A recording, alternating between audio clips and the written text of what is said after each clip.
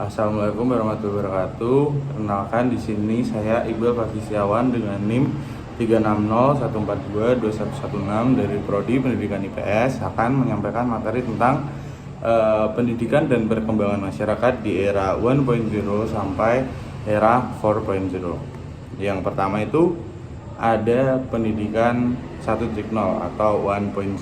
Jadi di pendidikan 1.0 ini tuh pendidikan yang istilahnya untuk menggambarkan paradigma pendidikan lama yang menggunakan metode teacher center dan menjadikan peserta didik hanya sebagai penerima materi yang pasif. Jadi itu bisa dibilang kalau yang pendidikan pertama ini gurunya tuh sebagai pusat center. Nah, terus peserta didiknya itu hanya mendengarkan aja, jadi cuman menerima aja lah, kayak menerima mentah-mentah materinya itu secara pasif. Nah, beberapa cirinya yaitu ada the student is the passive recipient atau siswa itu sebagai penerima yang pasif, dan yang kedua itu the teacher give knowledge as the absolute leader in the classroom. Jadi itu kayak gurunya cuman ngasih pengetahuan secara absolut, secara pusat di ruang kelas itu sendiri, dan teknologi forbidden classroom. Pas itu teknologi belum berkembang banget lah di pendidikan 1.0 itu. Nah, di sisi lain, lembaga layanan pendidikan tinggi pada tahun 2019 menjelaskan bahwa pendidikan 1.0 itu hanya bisa dialami oleh golongan tertentu saja, karena pada saat itu pendidikan diciptakan oleh para pengusaha dan penjajah sebagai suatu hal yang mewah. Jadi pendidikan itu pas itu tuh halnya yang mewah banget lah, jadi cuman bisa dilakukan oleh para pengusaha dan penjajah. Dan selanjutnya ada pendidikan 2.0 atau pendidikan yang fase kedua. Nah, pada era ini itu komunikasi, kerjasama, dan kolaborasi antar siswa mulai tumbuh. Nah, jadi pas itu tuh mulai ada komunikasi lah antara siswa satu sama siswa lain. Nah, tetapi pembelajaran yang berpusat pada peserta didiknya itu sendiri belum diimplementasikan atau belum diterapkan. Jadi masih pusatnya tuh masih di gurunya itu sendiri. Dan ini ada dari Mavridis yang menyampaikan beberapa cirinya dalam pendidikan 2.0 seperti communication and collaboration are starting to grow. Jadi komunikasi sama kolaborasi itu mulai bertumbuh pada pendidikan ini. Dan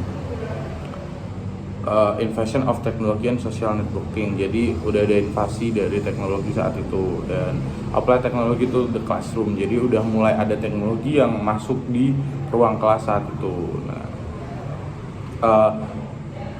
student know the technology better than teacher, jadi pada pendidikan itu siswanya itu lebih tahu teknologi daripada gurunya itu sendiri. Dan the classmate communication faster and smarter, jadi komunikasi antar teman kelas itu lebih cepat dan lebih pintar. Dan selanjutnya ada di pendidikan 3.0 atau pendidikan 3.0. Nah, pendekatan pembelajaran pada pendidikan itu berpusat pada peserta didik atau student center learning, atau siswa menjadi pusat dalam pembelajaran, dan itu tuh sudah diterapkan pada pendidikan 3.0 ini.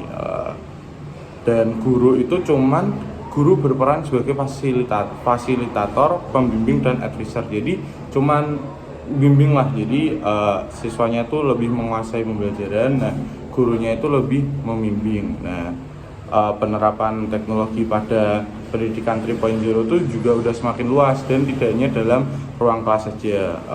Jadi itu peserta didik bisa melakukan proses pembelajaran di mana saja. Jadi di mana saja itu bisa, kayak mungkin Zoom, jadi gurunya kayak lagi di mana, dan siswanya tuh mungkin bisa jadi luar kota, beda pulau, itu bahkan bisa ikut dalam pendidikan 3.0. Intinya dalam proses belajar mengajar pada pendidikan ini.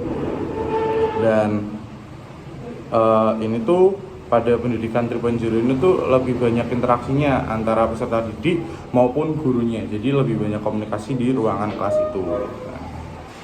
Dan ini ada ciri-cirinya lagi di pendidikan 3.0. The teacher is transformed into a coordinator, facilitator, dan learner practice and guide. Jadi gurunya itu udah berubah jadi fasilitator aja dan jadi pendamping. Dan The student is researching, jadi pencarian itu dilakukan oleh siswa itu sendiri, dan flip classroom method up, dan ada metode flip class dalam pendidikan 3.0 ini. Jadi more dialog, technology is everywhere, the student is learning and everywhere. Jadi lebih banyak dialog, teknologi di mana-mana, dan siswa itu lebih bisa belajar sendiri dan dimanapun. Dan kemudian ada pendidikan 4.0 atau pendidikan 4.0, dan di era pendidikan ini itu tuh kreativitas dan inovasi itu tuh menjadi hal yang sangat penting dan menjadi pusat belajar pada pendidikan 4.0 ini. Dan jadi bisa diartikan pendidikan yang 4.0 ini harus mampu membangun kreativitas dan inovasi peserta didik. Dan aslinya juga peran guru di sini tuh menjadi sangat vital karena diperlukan pengembangan keprofesional berkelanjutan bagi seorang guru. Nah, pengetahuan yang dibangun oleh peserta didik tidak hanya dalam satu bidang tertentu, akan tetapi berkaitan satu dengan yang lain. Jadi di sini tuh lebih memfokuskan sama kreativitas dan inovasi peserta didik itu sendiri, dan ini tuh di pendidikan itu harus berkaitan sama satu dengan hal yang lain. Jadi nggak boleh kayak cuman satu bidang itu aja yang diajarin. Jadi harus pengetahuannya itu harus nyambung dengan atau berkaitan satu dengan yang lain. Dan selanjutnya ada slide ciri-cirinya pendidikan 4.0.